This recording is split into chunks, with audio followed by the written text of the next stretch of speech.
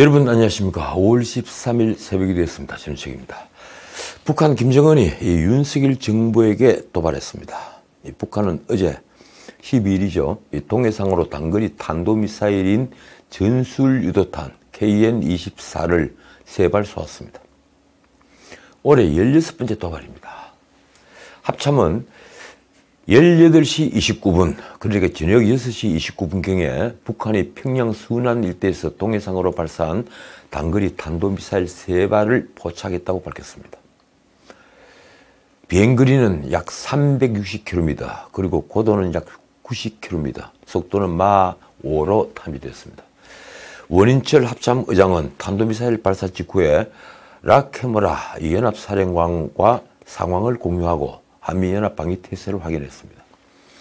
윤석열 정부가 출범하자 이 군 당국은 북한 탄도미사일 발사를 도발로 다시 규정했습니다.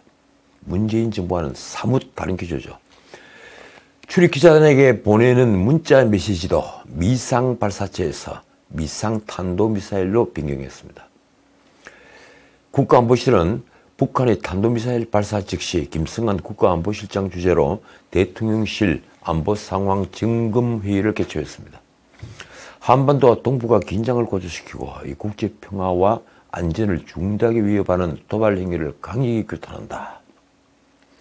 그런데 핵심은 뒤에 나온 이 말입니다.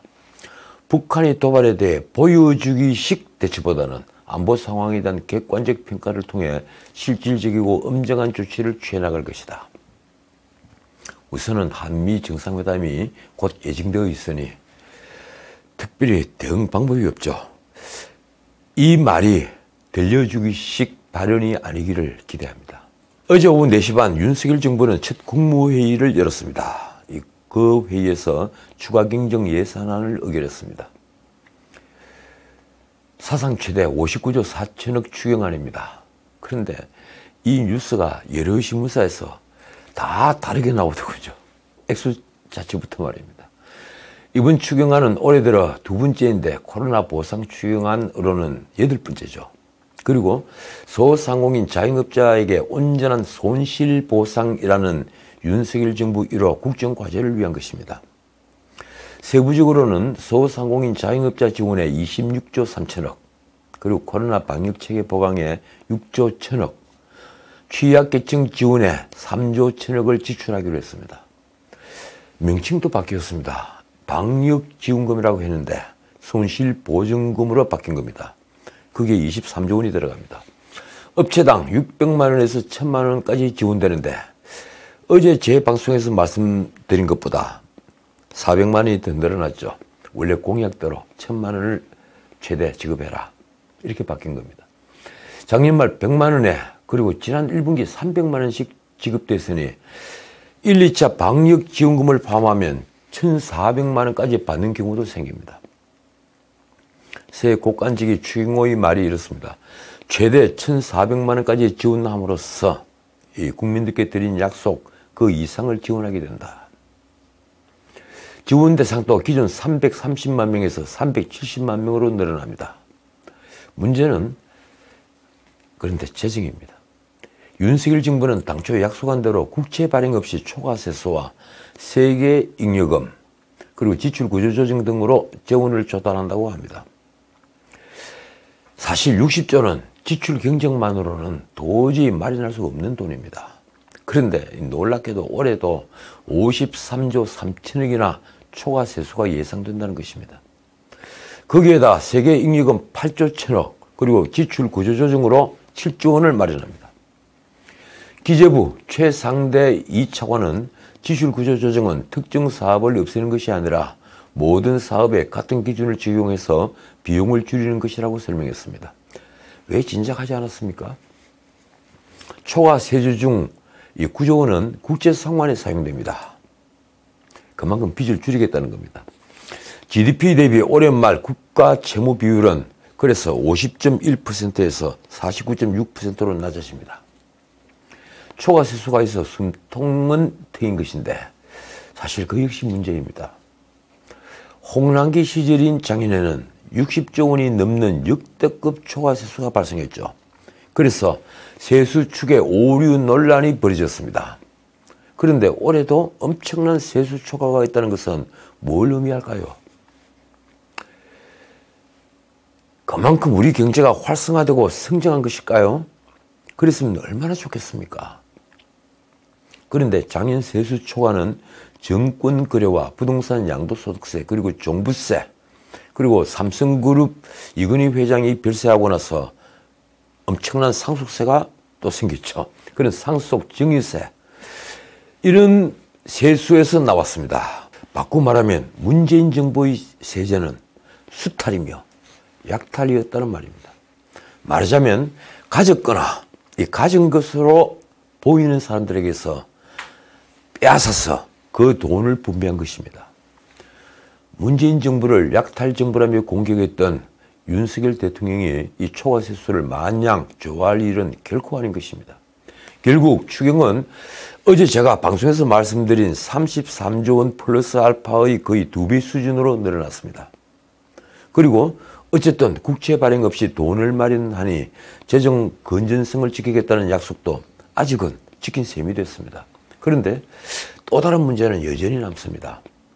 바로 지금 벌어지고 있는 상황, 이 불황에 물가는 올라가는 인플레이션 되는 이 스태그플레이션 초입 상황을 더욱 악화시킬 수 있다는 것입니다. 한 발만 더 들어가면 도저히 빠져나올 수 없습니다. 시중에 돈이 60조가 풀린다는 것은 여간 심각한 일이 아닙니다. 거의 모든 금융 전문가들이 그런 얘기를 합니다. 그렇지 않아도 인플레이션 징후가 보이는데 과연 새 국간직이 추경호의 보관은 무엇일까요? 윤석열 정부는 출범했지만 이 상황은 녹록지 않습니다. 아니 최악의 정치, 경제, 안보 상황입니다. 거의 모든 신문사설에서 한두 번은 다 짚었습니다. 오늘은 우선 경제 상황부터 보겠습니다. 제가 어제도 말씀드렸지만 고물가, 고환율, 고금리 이 3고 상황은 우리가 발버둥 친다고 해서 쉽게 헤쳐나올 수 없는 세계적 위기 상황입니다. 코로나를 극복하기 위해 각국이 엄청나게 늘린 유동성으로 인플레이션 징후가 보이자 미국부터 앞장서서 이 유동성을 축소하기 위한 금리 인상에 나섰습니다. 거기에다 푸틴이 우크라이나를 침공하면서 세계의 원자재 가격과 곡물 가격이 급등했습니다. 가장 먼저 치솟은 게 이 원유 가격입니다. 그런데 우리는 어떻습니까? 원유 100%, 곡물 80%를 수입하는 나라입니다. 그러니까 우리로서는 무역 적자가 불가피해진 데다 수입 가격 급등으로 물가 급등도 필연적입니다. 가장 어려워진 쪽은 역시 서민입니다. 그런데 문재인 정부처럼 재정으로 돈을 풀 여지가 없습니다. 문재인은 이 국가채무를 415조 원이나 늘려 이 국가채무는 올해 말 1075조 원이나 됩니다. 근데 이번 세수 초과로 조금 갚았으니 약간은 줄겠죠. 그래도 이러니 쓸 돈이 없습니다. 게다가 작년 말 기준 가계대출은 1756조에 판매 신용이 106조 합계하면 어떻습니까? 1861조입니다. 그런데 여기에 실제 가계가 안고 있는 부채는 전세보증금 최소 208조와 개인 사업자 대출 430조가 있습니다. 이를 대해야 합니다. 이 총합은 무려 2399조. 엄청난 빚인 겁니다. 우리는 지금 그 빚을 지고 있습니다. 문재인은 퇴임사에서 자랑스럽게 아무도 흔들 수 없는 나라를 만들었다고 했지만 이는 헛소리입니다. 자신도 착각했거나 오판했을 수 있지만 저는 문재인이 통치자로서 가장 기본적인 자질인 상황을 읽는 능력에 현저한 결함이 있지 않은지 의심하고 있습니다. 대한민국은 지금 뿌리까지 흔들리는 나라가 되어 작은 미풍에도 쓰러질지 모르는 나무처럼 되어버린 것입니다. 이것이 지난번 IMF 사태와 완전히 다른 이유입니다. 더욱이 지금은 코로나19 경제질서 재편의 시기입니다. 이 경제 문제에 있어서는 미국도 우리의 우방이 아닙니다. 언제든 적이 될 수 있습니다. 당장 5월 21일 윤 대통령과 만나는 조 바이든 대통령은 한미동맹을 튼튼하게 재건할 혈맹의 대통령이지만 다른 한편 중국과 미국 사이의 선택을 강요하는 경제진정의 상대방일 수 있습니다. 한미 정상회담이 단순히 친분을 쌓는 자리가 아니라는 말입니다. 게다가 중국 역시 선택을 강요합니다. 아마도 시진핑은 그가 꿈꾸는 중국몽 그리고 동북아 패권을 위해서 사드 문제를 다시 들고 나올 가능성이 높습니다. 시진핑은 오만하게도 자신의 방한 약속은 어기면서 윤 대통령의 방중을 요구했습니다. 형식은 정중한 초청이지만 말입니다. 조선시대처럼 이제 제가 대통령이 됐습니다 하고 신고식을 치르는 걸 기대한 겁니까? 그때부터 붙은 못된 버릇이라고 할까요? 이처럼 윤석열 정부를 둘러싼 환경은 지금 최악인 것입니다. 윤 대통령은 경제를 살려 세수를 확대할 수 있다고 믿는 모양인데 문제는 우리 경제의 기초 체력이 이미 성장하기 어려울 정도로 망가져 있다는 것입니다. 잠재 성장률은 이미 2%대 초반으로 떨어져 있습니다. 아니 1%대 후반이라고 보는 시각이 많습니다. 생산성은 진짜 선진국보다 훨씬 떨어집니다. 노동 가능 인구도 계속 줄고 있습니다. 여기에다 출산율마저 세계 최하위를 오르내리면서 우리 경제의 전망은 잿빛입니다. 아침에 능숙한 관료들이 아닌 실물 경제를 아는 전문가들은 용 빼는 재주가 있어도 별 수 없다고 말합니다. 그런데도 정치판에 있는 정상배들은 마치 우리가 곧 G7에 들고 G5에 들 수 있다는 듯이 말합니다. 지난 대선 때 이 소득 5만 불 운운하며 555 공약이란 것까지 나왔죠. 반도체와 전자 그리고 자동차가 만든 허상 신기루입니다. 이대로라면 우리는 아르헨티나처럼 몰락하지는 않는다 해도 베네수엘라처럼 되지 않는다 해도 스페인 같은 주저앉은 선진국이 될 수밖에 없습니다. 그런데도 새 정부는 이 노동계획에 나설 생각은 아직 없는 모양입니다. 지금이 적기인데 말입니다. 노조가 두려워서일까요? 아니면 거대 야당이 무슨 것입니까? 일자리를 만들지 않고서는 그 어떤 해법도 나오지 않습니다. 일단 일자리가 늘어나야 소득이 늘고 소비가 느는 것은 삼척 동자도 알고 있는 상식입니다. 자, 결론입니다. 당장 윤석열 정부에 닥친 문제는 삼고에 맞서 물가를 잡고 금융시장을 안정시키는 것입니다. 그래서 윤석열 대통령부터 물가가 문제라는 말을 자주 하죠. 그리고 무엇보다도 노동개혁과 규제 혁파를 통해 투자를 이끌어내 일자리를 만들어야 합니다. 집값을 잡기 위해서는 세제 개혁부터 해야 하며 민간의 부동산을 원활히 공급하는 정책 변화를 해야 합니다.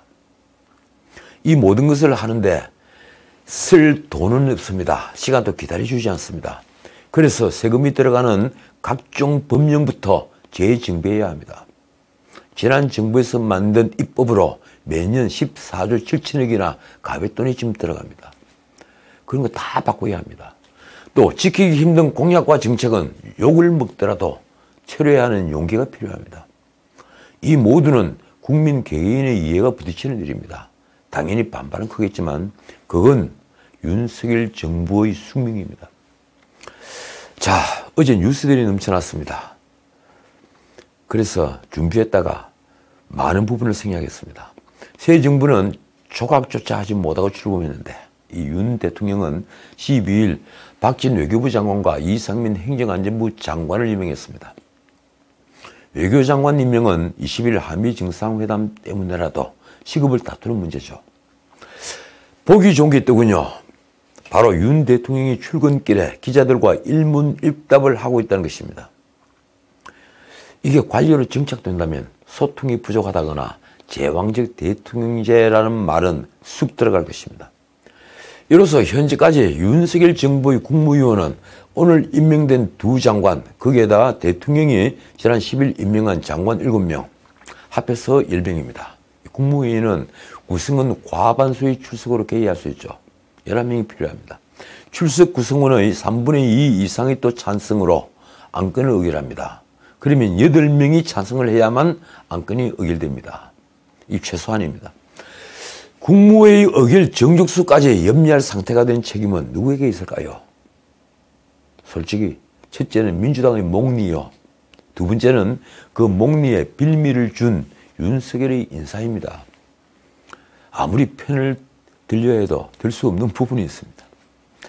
동아일보 김순덕 대기자는 멀쩡한 보수 정부가 뻔뻔한 자유를 말할 수는 없다, 이런 칼럼을 썼습니다.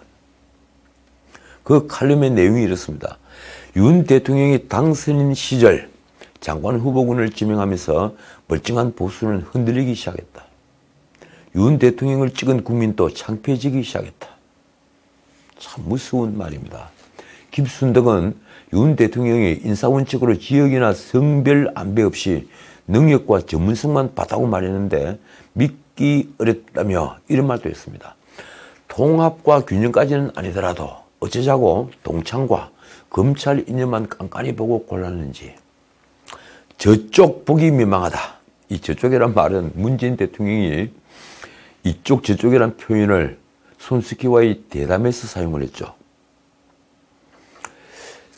그는 이 정호영뿐 아니라 장관 후보자들 가운데는 이해 충돌이 뭔지도 모를 만큼 공인 개념이 부족한 인물들이 적지 않다고 썼습니다. 그가 칼럼 끝에서 쓴 말은 자유에 따르는 책임이 얼마나 중요한지 상기시키는 말입니다. 이렇습니다. 책임 없이 자유만 누리는 것은 뻔뻔한 자유다.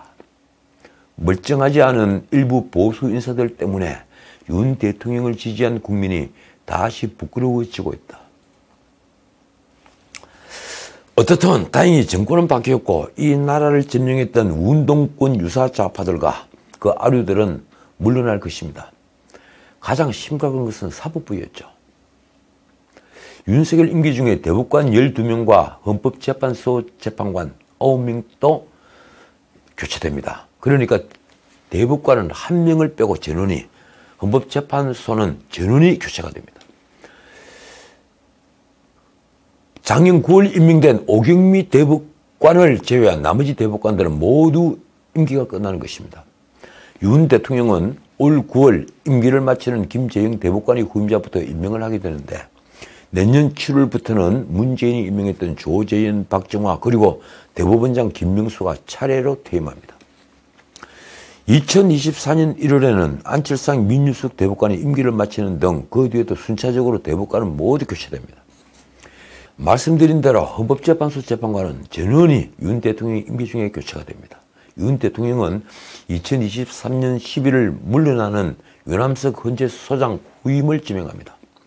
그동안 문재인 정부에서 임명한 김명수 대법원장을 비롯해 이 대법관과 헌재 재판관 상당수는 진보 쪽인 민변 혹은 우리법연구회 그리고 국제인권법연구회 이 출신이 압도적으로 많습니다.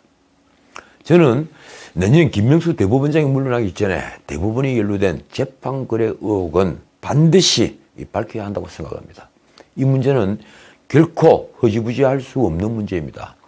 판사가 그것도 대법관이 로비를 받고 재판 결과를 바꿨다면, 그래서 그 당사자가 대권에까지 나섰다면 그건 국기를 흔드는 걸 넘어 나라의 건강을 무너뜨린 대사건입니다. 그런데도 우리 모두는 지금 침묵하고 있습니다. 언제까지 이 문제를 덮을 것인가요? 사법부의 흑역사인 정관예우의 폐단을 발본하기 위해서라도, 그리고 뿌리까지 뽑아내기 위해서라도 이 재판거래 의혹은 하루빨리 수사해야만 합니다. 정권이 바뀌자 이 바뀌는 게 한둘이 아닙니다. 검찰이 우리들 병원의 특혜 대출 관련 의혹을 무혐의 처분한 결정을 지난달에 뒤집고 재수사에 나섰습니다. 경찰은 디스커버리 자산운용 장하원 대표, 그러니까 장하성 이 정책실장의 동생 되는 분이죠. 이 장하원 대표에 대해 사기 등 혐의로 6일 구속영장을 신청했습니다. 문재인 정부 인사들이 연루된 두 사건은 3년 전에 불거졌는데 이 검경은 정권 교체가 되자 갑자기 수사 속도를 높이고 있는 것입니다. 기재부도 180도 달라졌습니다. 기재부는 지난달 취업자 수가 1년 전보다 86만 명 늘어나며 4월 기준으로 22년 만에 최대폭으로 증가했다고 밝혔습니다. 하지만 직접 일자리와 고령자 비중이 너무 높다며 이 재정을 통한 일자리 창출은 지속 가능하지 않다고 비판적 평가를 내렸습니다. 모두 다 알바 일자리라는 겁니다. 두 달 전 3월에 비슷한 통계가 나왔을 때 사상 최대폭 고용 증가 등 성과를 내세웠던 것과는 분위기가 180도 달라진 것입니다. 장관이 바뀐 때문입니까? 권력이 바뀐 때문입니까? 세금을 투입해 만든 단발성 알바 일자리에 부정적 태도로 바뀐 것입니다. 그런데 바뀌지 않은 곳이 있습니다. 어딜까요? 민주당입니다. 민주당은 거야가 되자마자 현재 정부가 주도하는 예산 편성 및 심의 권한을 손질하려고 합니다. 기획재정부가 편성하는 현 구조를 벗어나서 국회가 적극 개입하는 방식으로 전환하겠다는 것입니다. 솔직히 이 뉴스를 듣고 깜짝 놀랐습니다. 이게 뭘까요? 말하자면 윤석열 정부 발목 잡기입니다. 국회 예결특위 민주당 간사인 맹승규는 이 예산 편성 심의 개선을 위한 입법 토론회라는 걸 열었습니다. 비대위원장 윤호중은 예산 편성 개입 이후로 올해 5월 초인데 작년 5월 기준으로 보면 거의 2배 가까이 세수가 남게 됐다는 걸 들었습니다. 예산 편성권이 국회로 오고 회계 감사권이 국회로 와 있지 않으면 이런 문제를 제대로 들여다볼 수 없다는 주장을 한 겁니다. 국민을 대신해서 정부의 세수 관리와 예산 집행을 제대로 견제하고 감시할 수 있는 힘이 국회에 없다. 원내대표 박홍근도 거들었습니다. 국회가 완전히 들러리를 서 있다. 정말 나쁘끄러운 대한민국 예산 시스템의 현실이다. 정말 그런가요? 그래서 해마다 예결위 소위에 쪽지가 난무하고 힘있는 의원 지역구에는 선심성 예산이 증액된 겁니까? 게다가 비전문가인 의원들이 예산을 편성하는 데 개입을 하면 어떤 일이 벌어지겠습니까? 우리 헌법은 예산 편성권은 정부에 있는 것을 명시하고 있습니다. 아무리 윤석열 정부의 발목을 잡고 싶더라도 도대체 국회가 예산 편성에 개입하겠다는 발상을 어떻게 할 수 있다는 말입니까? 민주당은 야당이 되자마자 이러한 움직임을 보이고 있는데 이건 입법권을 앞세워 예산까지 쥐고 흔들겠다는 것입니다. 권력을 넘기기 전에 자신들도 입에 올리기 겁을 내는 이 검수완박법을 온갖 편법과 꼼수로 밀어붙인 민주당이 그 문재인과 이재명을 살리겠다고 그런 엄청난 헌법 구태타를 한 민주당이 조각에는 목리를 부리고 이제 예산 편성부터 개입하겠다는 것은 문자 그대로 입법부 독재를 하겠다는 것 외엔 달리 해석할 수 없는, 좀 심하게 말하면 막말입니다. 어느 문민국에서 이런 일을 벌이는가요? 어제 방송에 이런 댓글이 있더군요. 주사파가 대한민국 권력에서 떨어져 나와야 건강한 좌우 정치가 만들어질 것이다. 지금의 주사파 좌파 권력들은 대한민국 전체를 적폐로 보고 있다. 지금의 주사파 좌파 권력이 이 대한민국 전체 시스템을 적폐로 보고 있다. 참 무서운 말입니다. 오늘은 여기까지입니다. 이 민주당 정책위 의장을 지낸 박한주가 성범죄로 제명됐습니다. 그분이 누구입니까? 그는 박은순 시장 성추행 사건이 터지자 이 도덕 군자처럼 꾸짖었죠. 그런데 민주당조차 진상을 차마 밝히지 못하는 성범죄를 저지른 것입니다. 이 또한 내로남불이라고 할까요? 민주당의 젊은 비대위원장 박지원이라는 분이 있죠. 이분이 윤석열 정부 인사들을 두고 반지성주의자라고 비난했습니다.